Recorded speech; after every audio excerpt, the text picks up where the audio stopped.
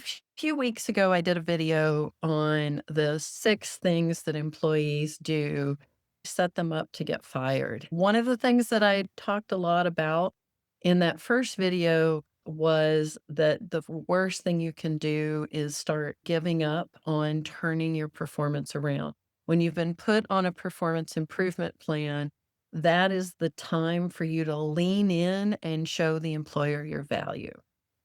In this video, we're going to talk about how to admit to your employer that you need more help and to ask for the specific help you need to succeed. I'm Nancy Schick of Third Ear Conflict Resolution. I'm a New York employment attorney and global workplace mediator. I've been at this as a lawyer since 2002, but I started working in HR. You're probably thinking, but she's so young. How could she possibly be doing it that long? All that being said, I'm old enough to have been doing it a long time. Remember, I've also talked about in some of my other videos that I've been in this situation where I did the whole fake it till you make it, thought that maybe I was a little bit more prepared for a role than I was. And without having the support of the employer and not knowing how to ask for help, I didn't succeed in that role. Here's what I want you to do, assuming that your employer is going to meet you halfway. We can talk in later videos about what to do when that's not the case. But even starting this discussion will tell you a lot about your employer's commitment to you. And that's one of the things that we're trying to find out in this process.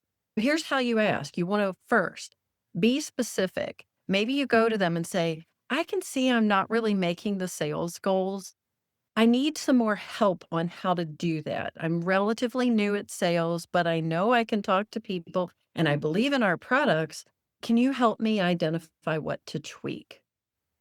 Second, you want to restate your commitment to the organization to fulfill on the job duties that you said you would. You might say something like, when you hired me, I promised to do X, and I want to make sure I do that. I love being a part of this organization. You don't have to fake that, but tap into why you took the job and then say, I really want help making sure I'm doing what I said I would. Third, you want to focus on potential solutions versus what's wrong and who to blame. Because once you start going into the blame game, the results and the answers are over there with someone else. What you want to do is take your power back to change your own situation. If you're not sure how to do this, hit that link below. I offer a free, no obligation 15-minute assessment to help you take that next step. In the meantime, keep listening with your third ear for those hurts you can heal.